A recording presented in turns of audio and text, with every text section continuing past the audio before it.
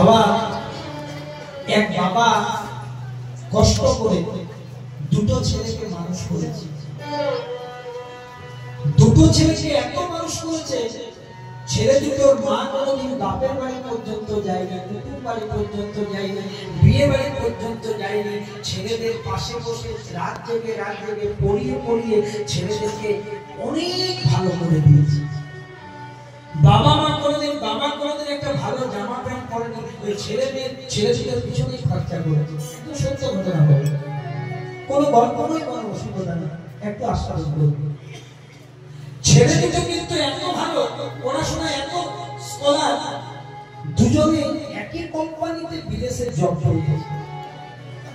একজনের 3,70,000 বেতন আর একজনের 3,30,000 বেতন। দু ভাই, বাবা মা গর্ব করে বলছে, দেখো ছেলে দুটি আমার কত ভালো, এতদিন কষ্ট করলাম, কত সাকসেস।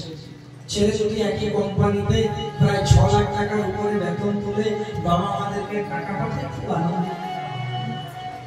সেটা একদিন গেল, 1 বছর গেল, 2 বছর গেল, 3 বছর গেল, কিন্তু যত দিন যায় বাবা মায়ের সাথে ছেলেদের দূরত্ব বেড়ে যায়। আগে বছরে 2-3 আসতো, অনেক টাকা খরচা করে আসতে হয়, এবার পালি করে একবার আসে। এবার যখন 5-7 বার চলে গেল, প্রতিদিন দেখা হতো ভিডিও কল, সারাদিন একবার। আর এখন ছেলে দুটোর এত কাজের চাপ হয়েছে যে 7 দিনও একবারও দেখা হবে না। বাবা মায়ের বয়স হয়ে গেল, মা তার স্বামীকে বলছে, স্বামী এর যে ছেলেগুলো যদি একটু কম পড়াশোনা করতো, আমাদের কাছে থাকতো, তাহলে ভালো হতো। কতদিন ছোটটাকে বড়টাকে দেখিনি, বড়টাকে বড়টা বলতো, ছোটটাকে ছোটটা বলতো। যত বয়স হলো দেখতে পায় না, ওখানে তাদের বিয়ে হয়ে গেছে, ছেলে পুলে হয়ে গেছে, আর বাবা মায়ের খবর নিতে পারে না, কিন্তু মাসে টাকা পাঠিয়ে দেয়। এবার যে মা গল্প করতো ছেলে আমার বিদেশে চাকরি করে, সে প্রতিদিন কাঁদে, আর স্বামীকে বলে, স্বামী বলো না, আমার মনটা বড় খারাপ লাগছে, ছেলেগুলো যেন একবার এসে আমাকে দেখে যায়, আমি তাদেরকে ছাড়া থাকতে পারছি না। শুধু একবার কত মেসেজ পাঠায়, কত ভিডিও কল, কত, কিন্তু আর উত্তর পায় না। ছেলেদের কথা চিন্তা করতে করতে হঠাৎ একদিন ধরা পড়ে গেল, মায়ের দুরারোগ্য ব্যাধি হয়েছে, ক্যান্সার। ছেলের বাবা ছেলেদেরকে খবর পাঠালো, ওরে তোর মায়ের ক্যান্সার হয়েছে রে, ডাক্তার বলে দিয়েছে 10 দিনেরও বেশি বাকি নেই, একবার দেখিয়ে বাবা। মা শিক্ষিতা, মাও জেনে গেছে যে আমার মৃত্যু সামনে। জানো বাবা, পৃথিবীতে সবচেয়ে আপন কে? পৃথিবীতে সবচেয়ে আপন হচ্ছে ভগবান। বাদ দিয়ে ভগবান তার মৃত্যু, এ তোমাকে গ্রহণ করতে আসবে, এ তোমাকে ভুলে যাবে না।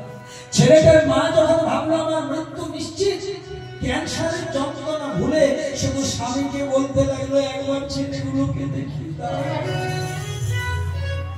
কত খবর পাঠালো, এলো না। হঠাৎ একদিন ভোরবেলায় মাটা মারা গেল। সত্য হলো না? বাবা ফোন করলো, এবার এত জোরে বলায় না, হালকা বলায়, খোকা তোর মা মারা গেছে। এবার এই কাজটা তো আমাদের নয়, তোদের 2 ভাই, একবার এসে অন্তত দর্শন করে মরা দেহটাকে একটু মুখাগ্নি করে দিই। ছেলেরা মেসেজ পাঠালো, কোনো রকমে ঠান্ডা ঘরে বরফ দিয়ে মাকে রাখো, যেতে একটু দেরি হচ্ছে।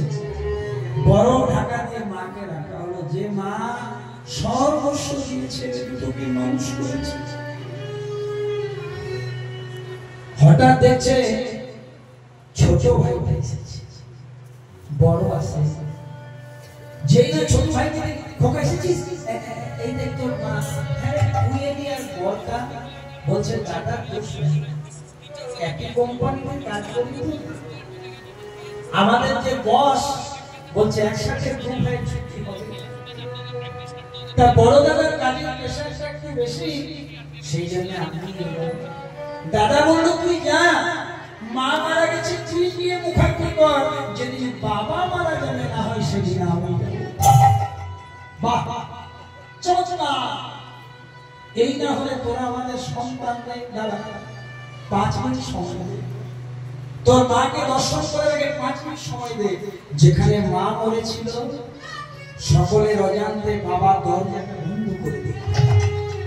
কিছুক্ষণ পর একটা গুলির আওয়াজ এলো। সবাই মিলে দরজাটা যখন খুললো তখন দেখছে মায়ের মৃতদেহের পাশে বাবা রক্তাক্ত হয়ে পড়ে আছে, আর একটা চিঠিতে লিখে দিয়েছে, খোকা রে, এত কষ্ট করে একবার যখন এসেছিস আর বড়টাকে আসতে হবে না, আবার হয়তো আসার জন্য তোদের অসুবিধা হতে পারে, তাই যখন এসে গেছিস আমাদের দুজনের মুখে আগুন একবার দিয়ে যাবে। আমাদের দুজনের মুখে আগুন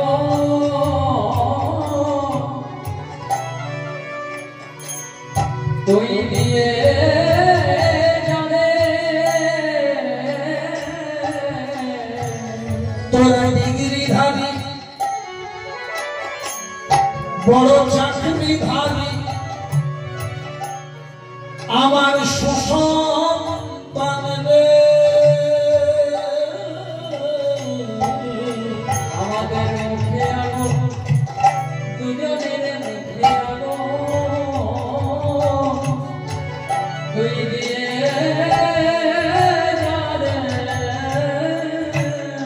একটা কথা শুনতে আপনাদের খারাপ লাগবে না, কীর্তন বড় শিক্ষা নিয়ে দেখবেন, যে ছেলেটা মুটে মজুরের কাজ করে, যে ছেলেটা 10 টাকা বেতনে কাজ করে, যে ছেলেটা 30 টাকা বেতনে কাজ করে, যে ডাক্তারকে সহযোগিতা করে, যে ছোটখাটো জব করে, আপনি খুঁজে দেখুন তাদের বাবা মায়েরা কেউ বৃদ্ধাশ্রমে নাই, ঘরে গেছে। কিন্তু যত হাই এডুকেটেড, যত বড় বড় চাকরি, যত বড় বড় ডিগ্রি, তত তাড়াতাড়ি তারা করাপ্টেড। আপনি বৃদ্ধাশ্রমে গিয়ে খবর নেন, কোন গরিব ঘরে বাবা মা নাই, কোন মুটে মজুরের বাবা মা নাই, কোন চাষির বাবা মা নাই, তথাকথিত বড় বড় শিক্ষিত ছেলে মেয়েদের বাবা মায়েরা রয়েছে। এই হচ্ছে আমাদের সমাজ। সেই সমাজকে শিক্ষা দেওয়ার জন্য যশোদা কেঁদে কেঁদে বলছে, গোপাল চলে